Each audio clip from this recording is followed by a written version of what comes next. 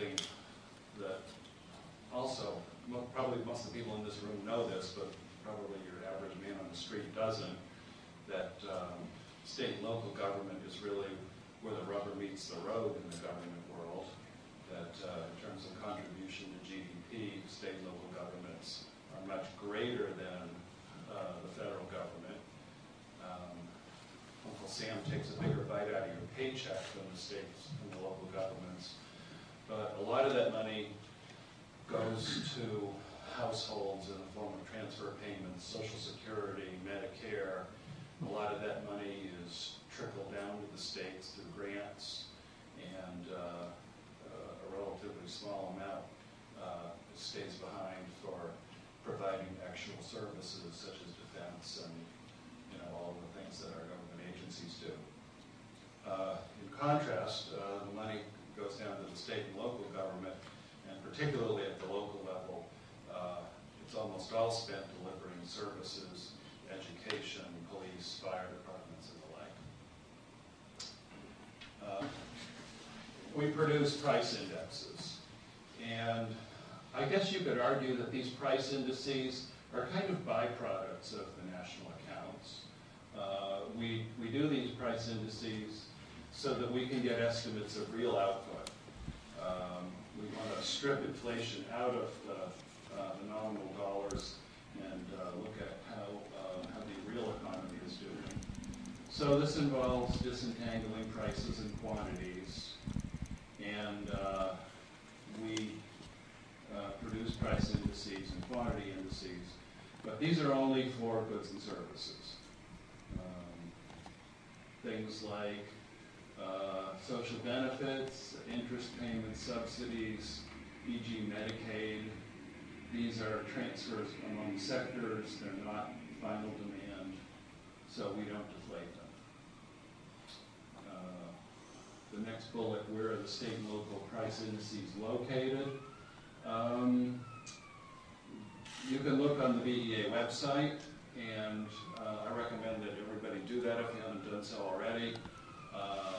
There's a treasure trove of economic information. The three series are where all the government tables are.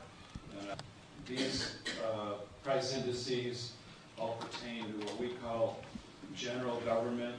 That is, they exclude government enterprises such as utilities, transit agencies, housing authorities, and the like. People ask me, why should I use the state and local consumption expenditure and gross investment index?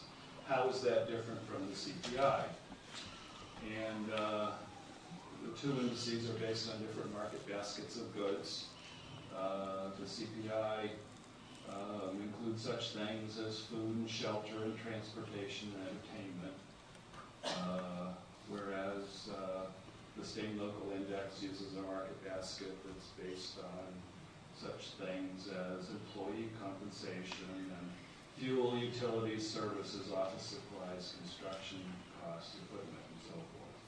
And I reckon the reason why I was invited to come and talk to you is because the little red line, state and local, is growing much faster than some of the other alternatives. It's growing faster than the GDP overall index.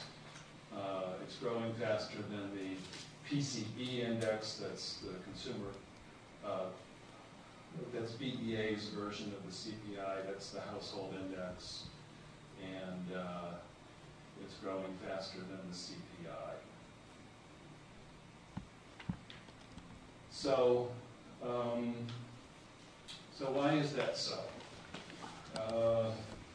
Some of the answers to that question can be found on your handout. I've drilled down into some of the components behind the overall state and local index, and you can see that the thing that's really growing the fastest is the structures component. And if you think about it, it really sort of takes off in 2005, in the aftermath of the hurricanes that they had in Florida in 2005, there was just a tremendous amount of building going on down in the Gulf region, and